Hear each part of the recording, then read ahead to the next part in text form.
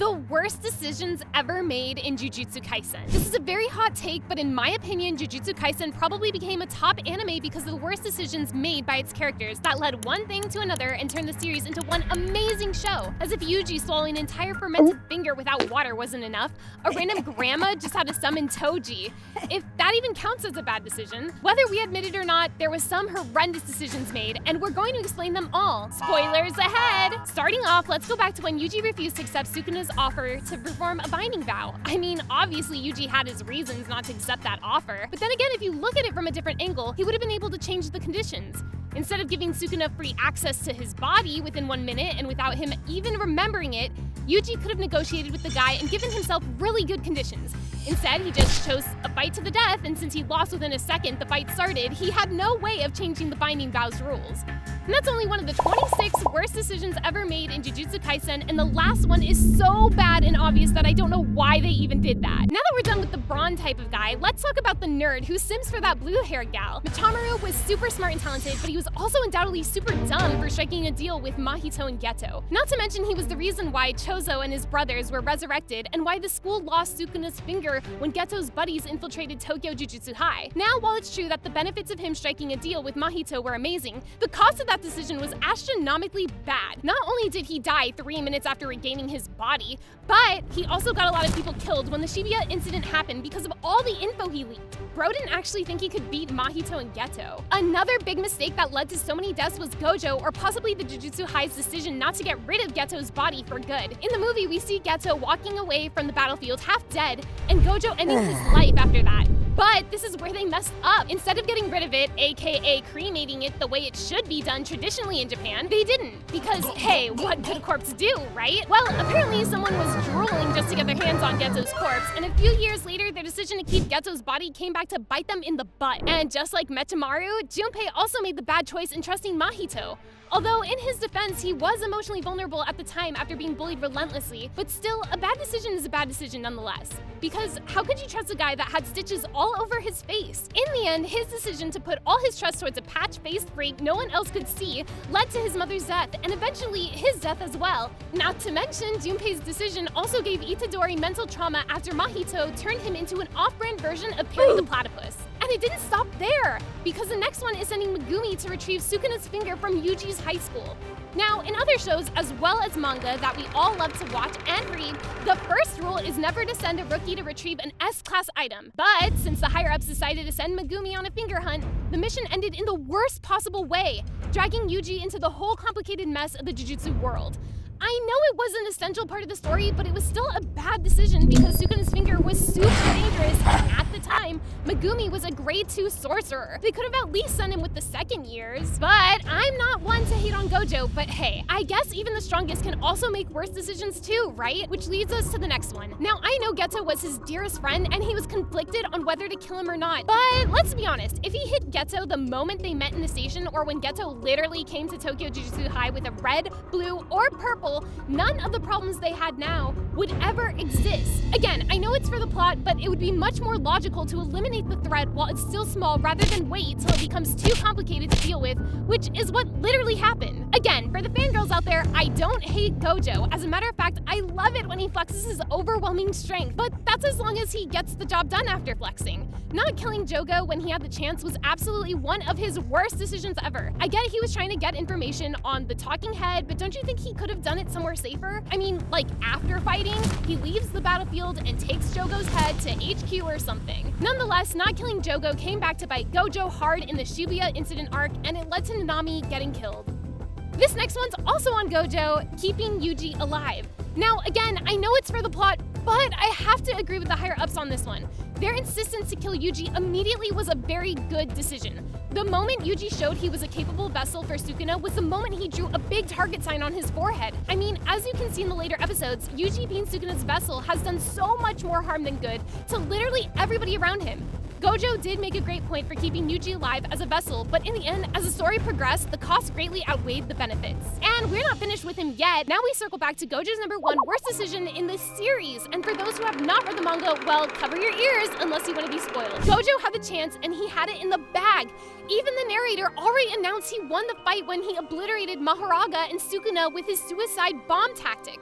Sukuna was basically in his last breath. Gojo could have dealt with him as the King of Curses was struggling to stand up, but no, he just had to have his monologue. Well, I hope it was worth it because the time he spent yapping cost him his life. Okay, so this one is connected to the decision to keep Yuji alive because honestly, they really did explain that with Yuji eating the first finger, he could act as a radar to find the other fingers. But they could have approached everything with a little more restraint, don't you think? I mean, it was not necessary to make Yuji eat the finger right after finding it, right? They could have just located the finger, grabbed it, sealed it, and then had Yuji consume it the moment they had all 20 and were about to kill Sukuna's vessel. Also, since it was considered to be a dangerous job, Gojo should have been there every single time Sukuna's finger was involved. That way, the situation would have not gone sideways. Just like Gojo feeding Yuji more fingers, Jogo was also dumb enough to give the rest of their stash to Sukuna himself. While their intention was to build a solid connection with Sukuna by giving him the fingers, it instead backfired. Big time. Come on, this is Sukuna we're talking about. There's absolutely no way he'll be thankful if you help him regain his strength. Proof of that fact is how badly he beat up Jogo afterward. Even though Jogo gave it his all, in the end, he was still unable to land one single hit on Sukuna. Moving on, one of the worst decisions you can ever make when facing Gojo is underestimating him, and the prime example of this is the special grade cursed spirit Hanami. Their plan to use domain amplification while blending in the crowd and sneak attacking Gojo was a very solid plan. But the moment Gojo baited them by dropping his limitless so that they'll deactivate their domain amplification, Hanami took that bait like the greedy little fish she is, and that's where it all went wrong. The second Hanami started using her innate technique was the moment she lost her life. Even Jogo told her to stop because he knew what would happen. That one slip-up killed her in one of the worst ways possible, and none of them could do anything to stop it. Now, after the second season of JJK, we all know by now who Tengen is, right? If not, then he was the guy who was supposed to use Rigo Amanai as his new vessel to continue his immortality. See, Tengen was the strongest barrier user in all of JJK history, and that's about it. He just creates barriers, he's not built for combat. Thus, it was Yuki and Choso's worst decision to trust Tengen in their fight with Pseudo Geto. Their plan was to find out what Pseudo Geto's domain was and dispel it the moment it was cast, but they did not take into account what type of barrier it would be. Tengen didn't even stop it in time, which resulted in one of the baddest sorcerer's life being taken away by Pseudo Geto. Now, this one is just bad writing on Gege's part, and when I read it, I can't believe what happened. Right after Sukuna possessed Yuji's body out of nowhere, he instantly transferred himself to Megumi's body. On the other hand, Hanakurusu, the angel's vessel who had feelings for Megumi, was immediately tricked by the King of Curses. By acting as Megumi, she was manipulated and decided to fall for Sukuna's terrible acting. In the end, she was lured into a loving hug that ended in Sukuna biting down on her body, and he straight up tore her arm off. Even the angel knew it was a trap, but she could not do anything since Hana was not thinking straight because she saw Megumi's hot bod. But the next one is a moment where everyone just laughed. I love Miwa as much as the next person, and I hate it when she calls herself useless. But her decision to go up against Kenjaku was one of her worst decisions ever.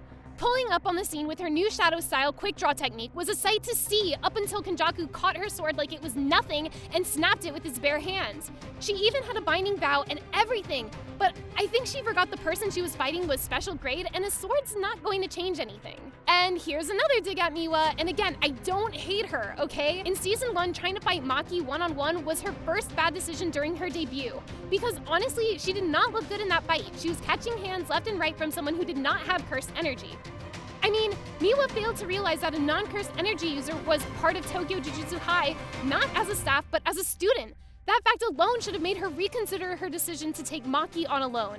In the end, Maki showed her what's up with little to no effort. Speaking of someone with no cursed energy, next up on the worst decision list is a throwback on Geto's lighthearted moment with the star plasma vessel, Rico Amanai. I know it was a really heartfelt moment where Rico decided she did not want to become Tengen's vessel, but that was literally not the time and place for that moment. You have to remember, before all that, Geto and Rico literally just saw someone stab Gojo in the throat, and that was a big message to be careful. I get that they trusted Gojo so much, but then again, you just can't drop your guard down after seeing the strongest sorcerer bleed for the first time, right? Although Geto's decision there was not based on his trust on Gojo, this next one is just pure stupidity. Nanako and Mimiko believing that Sukuna would actually be indebted to them for offering him one finger was their worst decision ever. They literally tried to order someone who made them kneel to the ground and is known as the King of Curses. When you're in that kind of presence, you have no right to give out commands. Now, I know they were desperate, but I think instead of ordering Sukuna to get rid of Kenjaku, begging would have been the right way. But I don't think that would have worked either. Going back to the Zen'in clan, without a doubt, Naoya was a badass and he was a menace. But he was also too arrogant and dumb for thinking he could beat Maki. Yeah, sure, Season 1 Maki, absolutely. But certainly not an awakened version of Maki. His confidence led to him making one of the worst decisions he could have possibly made in the series, leaving him dead, not once, but twice. Yes, he tried to kill Maki twice, and it didn't end that well for him. Imagine losing 2 times to a girl you bullied for so long. And there's another person like Maki, Toji. I respect Toji a lot. The way he stands on business and his amazing tactics made him one of the best and most memorable characters in the series. But during his final fight with Gojo, he made one of the worst and possibly dumbest decisions ever.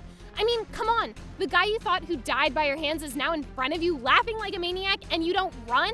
That was already a massive red flag.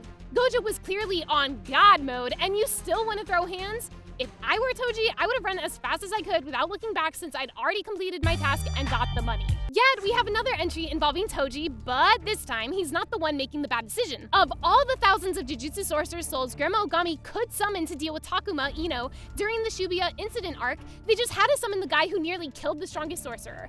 Honestly, summoning Toji would be the absolute worst decision anybody could ever think of, because with his heavenly restriction, who knows what would happen?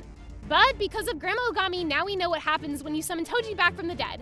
Luckily, she was old, so no one missed her. But one of the most satisfying revenge scenes in anime was Nami's sheer brutality against Haruto. It was his peak.